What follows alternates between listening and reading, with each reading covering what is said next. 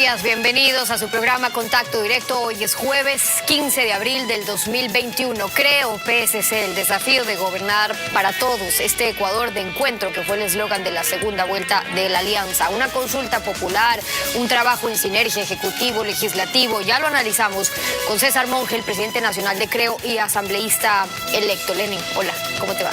Muy bien, Estefe, amigos televidentes. Buenos días con todos. Además, el pulso de las encuestas a los procesos electorales. Ese mapeo que nos indica de antemano las probabilidades reales que tienen las organizaciones políticas de llegar al poder. Lo revisamos con Ángel Polibio Córdoba, presidente ejecutivo de SEDATOS. La actualidad, los protagonistas, el análisis y la información en Contacto Directo.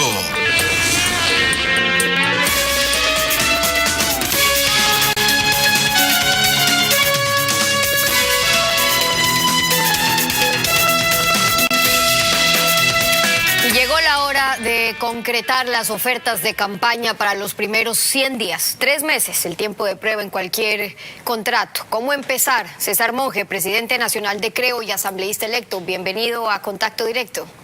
Muchas gracias, Steffi. Un abrazo muy grande a todo el Ecuador, a toda la audiencia que nos escucha y nos ve a esta hora del día. Y, por supuesto, reiterar nuestro enorme agradecimiento y el agradecimiento de Guillermo Lasso frente a los resultados del domingo pasado. Ofrecieron ustedes, en el cómo hacerlo, una consulta popular. Y es fundamental para dejar los pilares del cambio que ofrecen. Pero ¿cómo escoger las preguntas? ¿Trabajando con qué sectores? Pachacuti, Quidé, por ejemplo, podrían apoyar temas que ya está planteando Creo, pero pedirán que se incluya también lo de ellos. Como ejemplo, ayer Pachacuti nos decía una auditoría, una revisión a concesiones mineras y petroleras, quieren un plan para bajar tasas de interés, piden amnistía para los líderes perseguidos. ¿Cómo van a trabajar eso?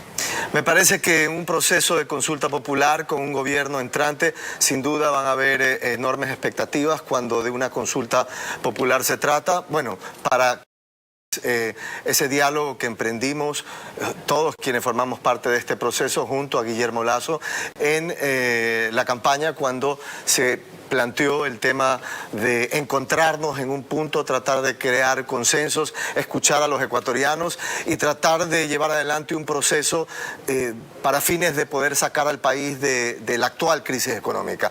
Ese proceso de diálogo va a continuar, sin duda. No es un tema sencillo.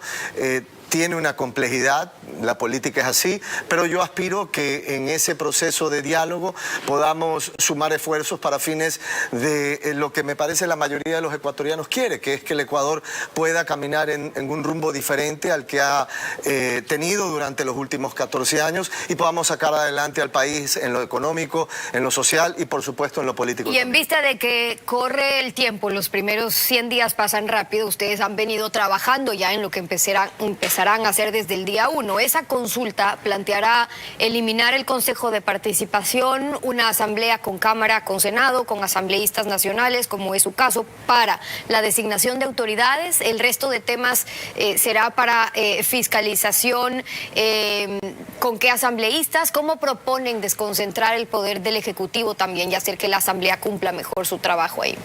Bueno, yo creo que el objetivo de que la Asamblea cumpla de mejor manera su trabajo no necesariamente pasa por un tema de consulta popular, a pesar de que la consulta efectivamente puede tener temas de reestructuración del poder legislativo. Pero a menos que quieran incluir en una consulta, por ejemplo, que se elijan asambleístas en una segunda vuelta para que puedan tomar los electores una definición presidencial y permitir gobernabilidad. Digo, cambios como esos sí se podrían incluir. Sí, yo creo que sí, pero independientemente de aquello, la Asamblea va a empezar un trabajo antes de que podamos llegar a la consulta popular, y creo que ahí es importante poder impulsar agendas con temas a los cuales lleguemos a consensos y que respondan a la inquietud ciudadana. Pero sin duda, volviendo al tema de la consulta popular podría incluir temas políticos relacionados con el poder legislativo.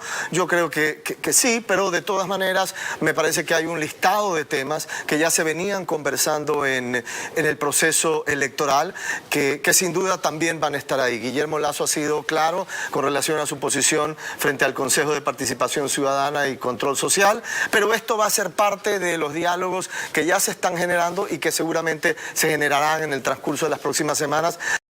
solamente al tema de la consulta popular, sino al escenario político, al escenario del nuevo gobierno frente al futuro, que tiene unas expectativas sin duda muy importantes. Bueno, y según las preguntas que se incluyan, también se podrá ver si se lograron acuerdos o no con otros sectores. Ahora, llegan a la Asamblea, en cambio, con, creo, 12 legisladores, pero con acuerdos van a poder impulsar los proyectos que consideren prioritarios una vez que asuman sus funciones. ¿Cuáles serían los primeros, lo urgente que van a intentar aprobar para arrancar esta transición?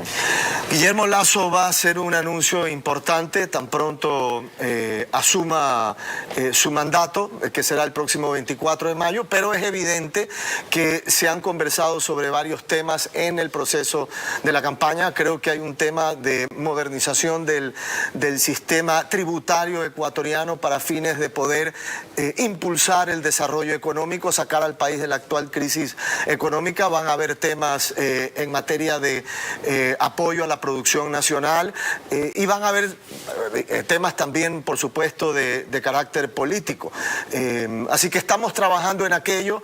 Sin duda, el presidente entrante, Guillermo Lasso, no quiere perder un minuto de su tiempo. Estamos trabajando desde ahora, estamos generando también diálogos, porque estos proyectos de ley van a necesitar el apoyo de la mayor cantidad de asambleístas, pero yo veo el futuro con optimismo, porque venimos ya conversando con algunos actores políticos que van a estar en la Asamblea. Entonces, y me parece que hay un alto grado de responsabilidad dada la situación que atraviesa el Ecuador. De sus palabras, entonces, una reforma tributaria en temas de la producción tendrá que estar incluido con una reforma laboral y luego lo que concierne a lo político. Falta ahí el mandato de fiscalizar para recuperar lo robado. Digo, es el saldo pendiente de esta Asamblea que se está yendo. Si bien la justicia sigue poniendo a unos tras las rejas, no logra recuperar lo robado. Y sí, le quitan los bienes a unos cuantos, pero es para poner en manos del Estado, le pasan a inmobiliar y a saber en qué condiciones se terminaron vendiendo. Esto no es nuevo.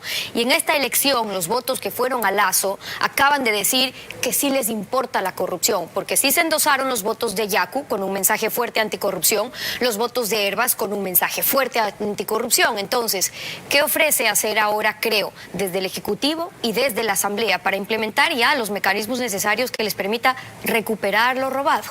Bueno, yo creo que en materia de corrupción, en términos generales, en términos de legislativo, creo que no puede existir espíritu de cuerpo cuando se trate de irregularidades que surgen del propio legislativo. Creo es fundamental porque la Asamblea saliente, no por responsabilidad de todos, porque eso vale la pena también decirlo, pero viene de un proceso donde se ha debilitado sin duda en su percepción frente a la ciudadanía.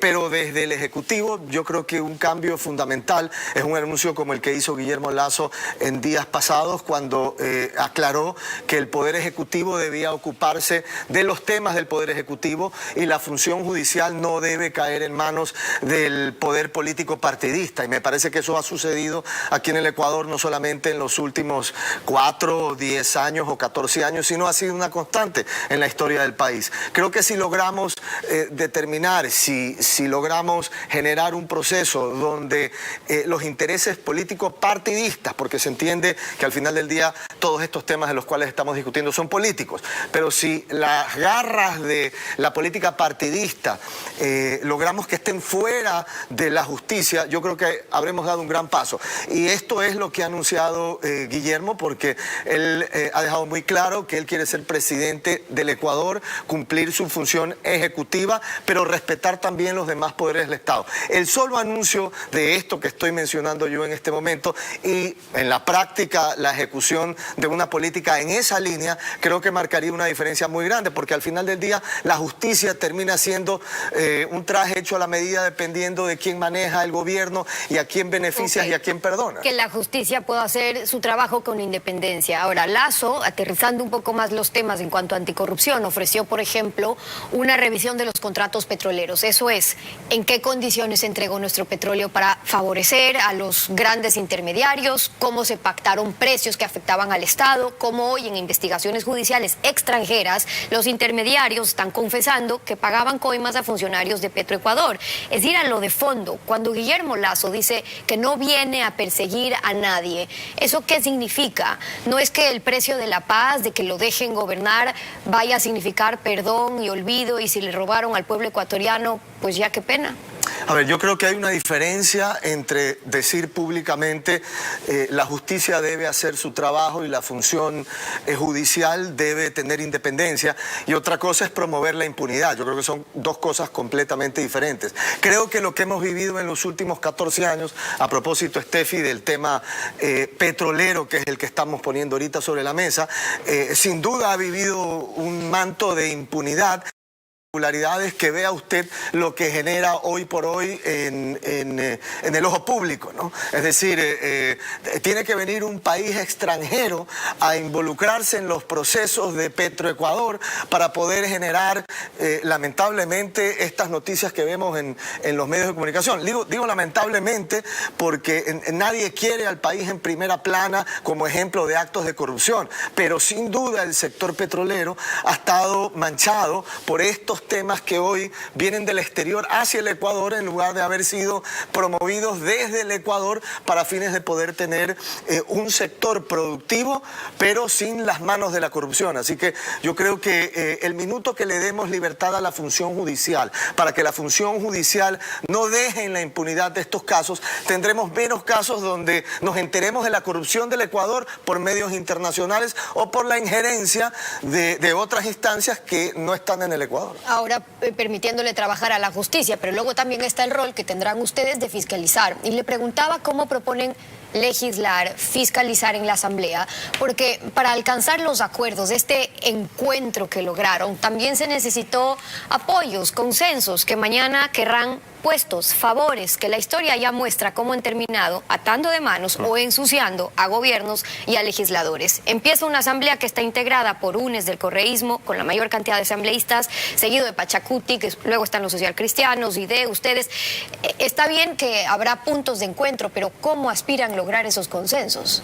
A ver, yo creo que el diálogo dentro de la asamblea y los espacios dentro de la asamblea están dentro del proceso regular, y esto es algo que debe darse, el diálogo indistintamente de las banderas políticas, es algo que debe ocurrir en un espacio como el espacio legislativo. Otra cosa es farrear el país dividiéndolo en pedazos de troncha para luego entregar troncha para fines de conseguir determinados votos. Yo creo que ese sistema ya mostró todo lo que tenía que mostrar en los últimos años, y al final del día esto no solamente le revienta al gobierno que entre en ese tipo de prácticas políticas, sino que le revienta al país, genera un descrédito en el poder legislativo, genera una falta de credibilidad en la institucionalidad del Estado. Es decir, yo creo que al final del día no hay nadie que gane de ese sistema de troncha y de repartición de poder para fines de votos para determinadas leyes. Así que yo creo que hoy por hoy, con una lupa tan enorme encima del poder legislativo, yo creo que todos los legisladores van a pesar 2 veces o 3 veces o 4 veces antes de caer en las mismas prácticas que generaron el descrédito y muchas veces generaron situaciones donde tienes políticos con grilletes. Así que yo creo que ya tenemos una buena lección de lo que eso generó, y yo aspiro que todos con un alto grado de responsabilidad entendamos que hoy es un momento diferente, que el Ecuador atraviesa una crisis que nos obliga a sentarnos, a dialogar y a buscar mejores días para el Ecuador. Puedan sentar a dialogar y haya esa posibilidad de acuerdos también dependerá de la línea que vaya a seguir el gobierno, creo, con su posición en la Asamblea. Y sobre eso, Vilma Andrade de la IDE ayer nos decía lo siguiente. El modelo de desarrollo que plantea el Ejecutivo tiene que estar también conjugado con aquellas propuestas que la hemos hecho. El país quiere un centro. Está visto que el país ha aproximado realmente en la segunda vuelta sus posiciones. Nosotros, como un partido de centro izquierda, podemos realmente tener ese diálogo y ese nexo con sectores empresariales, de trabajadores, en general con todos. Esta oportunidad de revivir la centro derecha o extender la mano a otros sectores, ¿cómo la ven? Bueno, yo creo que esto fue lo que se llevó adelante en la segunda vuelta electoral. Me parece que al final del día, entre otras razones, Guillermo gana las elecciones porque demostró que se puede uno sentar en la mesa, escuchar las inquietudes de diferentes sectores y plantear un país desde distintas visiones, más allá de los criterios que uno en lo particular Popular pueda tener sobre temas varios. Así que estas declaraciones de Vilma Andrade me parece que van en la línea de lo que ha venido siendo la práctica política ciudadana de Guillermo, que el domingo pues logró esa victoria. Y creo que logró esa victoria porque pudo demostrar que el Ecuador sí puede sentarse en una mesa, conversar sobre sus problemas y tratar de buscar soluciones. Cierro con esto porque tienen agendas urgentes por atender. Primero está la salud, ya está confirmado lo que se sabía, la cepa de Manaos con mayor transmisibilidad, letalidad que ya está en Ecuador, hospitales, UCI colapsando, un plan de vacunación que avanza lento. Ustedes van a tener que vigilar que se cumpla el plan de vacunación. Pero ¿estará el presidente electo atado de manos un poco frente a la negociación de las vacunas, las farmacéuticas, las vacunas que están llegando a Ecuador? Porque eso ya lo está definiendo el actual gobierno. ¿O qué están haciendo ahí? Mira, yo creo que Guillermo Lasso le demostró al Ecuador durante la pandemia que se puede ser ejecutivo, se puede ser eficiente con procesos. Salvar Vidas, que fue una iniciativa tremendamente exitosa. A mí me tocó la suerte de formar parte de ese proceso también. Llegamos a 221 cantones, se ayudó en todo el Ecuador y Guillermo no era presidente. Así que yo tengo el convencimiento y la fe de que un gran administrador como es Guillermo, con un tema tan importante como es la salud de los ecuatorianos y especialmente un tema tan importante como la vacunación, va a poder ser llevado y poder ser impulsado con eficiencia, con transparencia y sin los bochornos que hemos tenido recientemente, que tampoco ayudan para fines de que se ayude a las personas que más necesitan en estos momentos protegerse de una pandemia que ha sido tremenda en contra del Ecuador y del mundo en general. 9 millones en 100 días fue el ofrecimiento de Guillermo Lasso. César Monge, presidente nacional de Creo y asambleísta electo, gracias por haber venido a Contacto Directo. Muchas gracias a ustedes. Con ustedes una pausa y cuando regresemos, los resultados electorales de primera y segunda vuelta. Ya estaremos con Polibio Córdoba de Sedatos. Quédese usted en nuestra sintonía.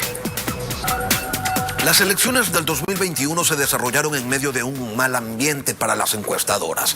Se había generado en la población la percepción de que no servían de mucho, que nuevas dinámicas sociales impedían captar una foto clara del momento y que por ende confiar en ellas no era precisamente una decisión acertada.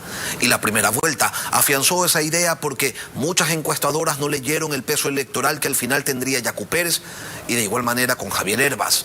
En segunda vuelta las cosas cambiaron. Vamos a analizar estos aspectos con Ángel Polibio Córdoba, principal de Sedatos. Polibio, ¿cómo está? Buenos días. Bienvenido a Contacto Directo. Siempre es un honor estar aquí en Contacto Directo y sobre todo con Benin. Muy bien. Vamos primero a la primera vuelta. ¿Cuáles son las razones por las que la gran mayoría de encuestadoras no pudieron identificar la votación de Yacu Pérez y la de Javier Hervas? En base a las encuestas se pensó que eran comparsa en un proceso con 16 candidatos y resultó ser que fueron protagonistas según las preferencias de la gente. Bueno, pues siempre depende de la empresa o la organización que hace la encuesta. Nosotros tuvimos un trabajo que fue proyectando poco a poco la tendencia que se marcó ya el 7 de febrero.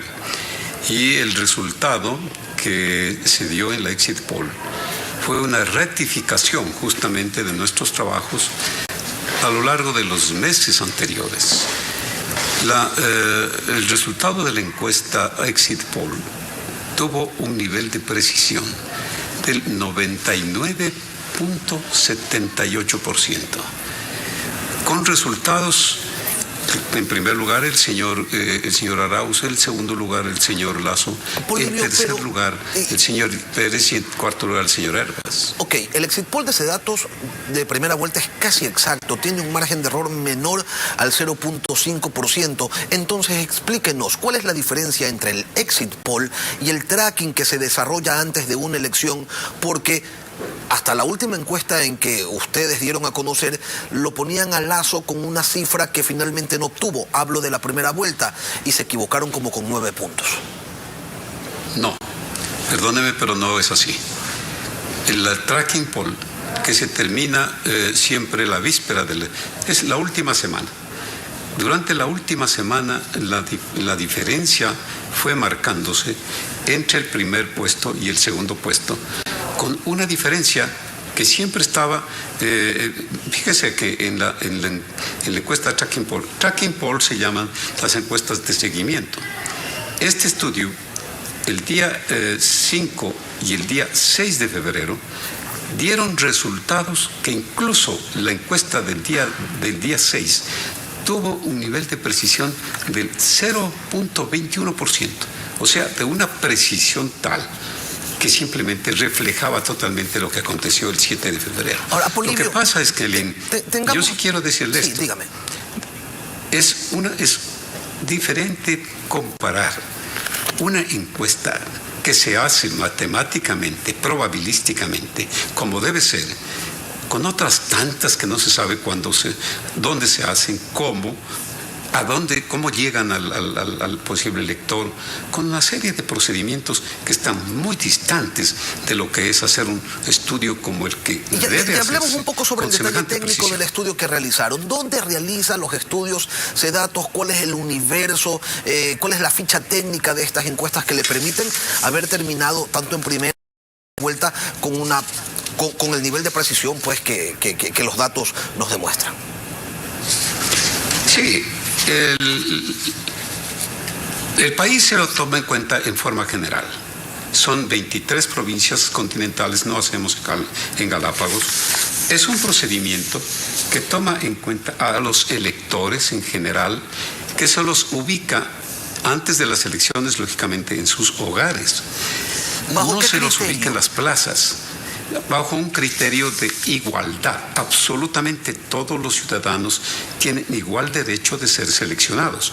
Entonces, primero se hace una selección de lo que son las provincias, las ciudades. En las ciudades se hace una selección de lo que son las zonas, los sectores en general. No sé si aquí puedo tener la oportunidad de presentar este gráfico, ¿no? Entonces, es una cadena de selección desde lo que es el país, ¿no? El país que está acá. Va avanzando. La selección de provincias, aquí tenemos un ejemplo de la provincia de Pichincha ya seleccionada, ¿no? En toda la provincia se hace una selección de áreas urbanas y rurales que son objeto de estudio en general. Y vamos a decir, consideramos Quito. En Quito se toma en cuenta absolutamente todos los sectores. En estos sectores también se hace una selección probabilística capaz de que se llega exactamente al hogar que fue seleccionado. Los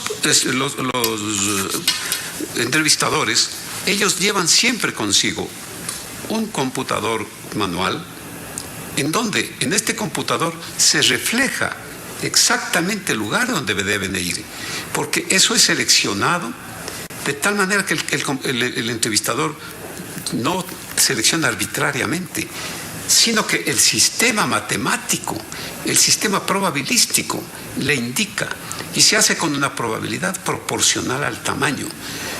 Se tendrá más entrevistados en donde los lugares son mayores. Ahora, Polibio, el entrevistador... Los datos están allí también para ser interpretados. La primera vuelta terminó con una ventaja de 13 puntos a favor de Andrés Arauz sobre Guillermo Lasso, quien protagoniza una remontada histórica. Ustedes que venían midiendo las preferencias electorales, ¿cuál es el evento o los eventos que marcan el crecimiento de la candidatura de Guillermo Lasso y simultáneamente el desplome de la de Andrés Arauz? Se tiene justamente para eso el análisis de lo que se llaman pues el análisis de las tendencias.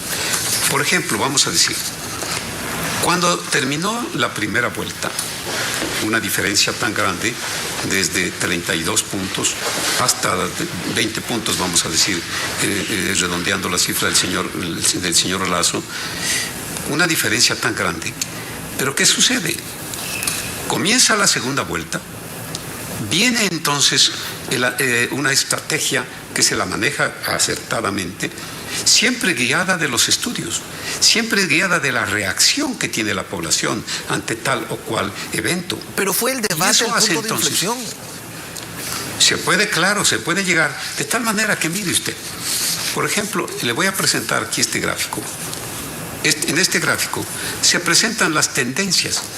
Cuando estamos nosotros el 30 de marzo, ya desde luego avanzado ya unos 20 días, 23 días de las elecciones, la diferencia que existe entre el señor Lasso, que es el azul, con el señor Arauz, ya tiene una valoración de 52,48. De tal manera que, ¿cómo le parece a usted que el 30 de marzo, la última medición que era posible de difundirla a través de los medios, de acuerdo a lo que dice la ley, ya marcaba exactamente el resultado de lo que había sido una campaña diferente, una campaña que se hizo de acuerdo a lo que reaccionaba la población frente a los tantos candidatos que se tuvo, 16 que se concentraban ahora en 12.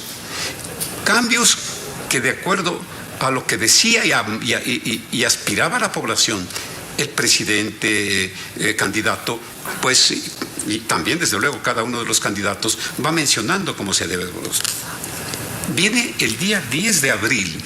Fíjese usted cómo van las curvas. Estas curvas no es la que tiene picos hacia arriba, picos hacia abajo. Esas son las encuestas que se realizan en forma equivocada.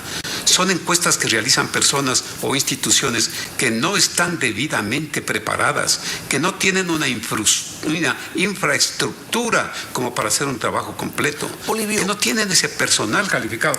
¿Y cómo le parece, Lenin? Sí. El 10 de abril, la víspera, a través de la última encuesta Tracking Poll, se tiene un resultado que está, pero muy cerca de la proyección que va a ser el día 11 de abril, que comparado con el exit poll y el resultado del CNE, tienen ahora un resultado del 99,3% de precisión. Además hay que también destacar un aspecto importante, y es que el margen de error para este exit poll era de 2,2% y ya no del 3% que tradicionalmente suelen tener las encuestas. Ahora, es bastante claro, Polibio, que Sedatos acierta en el 2021. Su exit poll es casi exacto en primera y en segunda vuelta.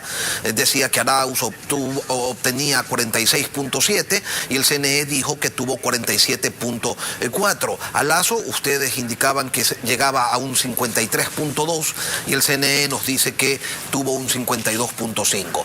En el 2017 el gobierno de ese entonces lo criticó abiertamente y le inició un proceso judicial por haber presentado supuestamente una encuesta amañada. Lo cierto es que en esa ocasión Sedatos decía que Lasso había ganado la presidencia y que Lenín Moreno llegaba segundo. El CNE diría lo contrario y además que ustedes se había equivocado. 4 años después de esos hechos, le pregunto, Polibio, ¿Sedatos acertó en el 2017? Totalmente, Lenín. No lo digo no lo digo yo. Hubo un peritazgo nacional y con elementos y con profesionales matemáticos, científicos mundiales que demostraron ante los jueces cómo es lo que hizo el trabajo Sedatos. Ellos hicieron un conteo de cerca de 8 millones de votos. Fue un proceso sumamente técnico y llegaron a demostrar al final el resultado de Sedatos es el resultado que da también como pero si sus datos fueron del conteo de los ciertos y el CNE votos. dijo una cosa distinta, hubo fraude. Yo digo lo que observé y lo que se demostró a través de esa pericia. Yo tuve la oportunidad de dar unas clases sencillas, digamos, ante los jueces, haciendo uso de un libro mío. Un libro que es la introducción a la investigación por muestreo, en donde se da todos los procedimientos matemáticos, estadísticos, pero en la forma más sencilla. Yo creo que los jueces fueron muy probos. Y el día 18 de abril del año 2018, pues dijeron, Sedatos y Córdoba no cometieron absolutamente ningún error.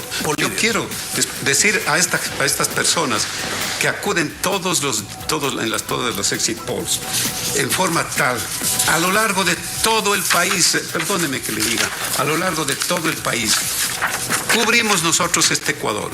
Polibio. Mire, yo quiero agradecer a esas personas, a esos 1.500 soldados de la democracia, que son los que trabajaron con nosotros. Y quiero también agradecer a la policía que nos ayudó. Quiero agradecer a los medios de comunicación que nos han dado aliento, porque sí creen en aquello que se hace bien y lo difunden en la forma como lo hacen. Son los criterios de Ángel Polibio Córdoba. Gracias por acompañarnos esta mañana aquí en Contacto Directo. Y aquí concluimos Contacto Directo. Ya vienen las noticias en Televistazo en la Comunidad, Lenin. Hasta mañana. Chao.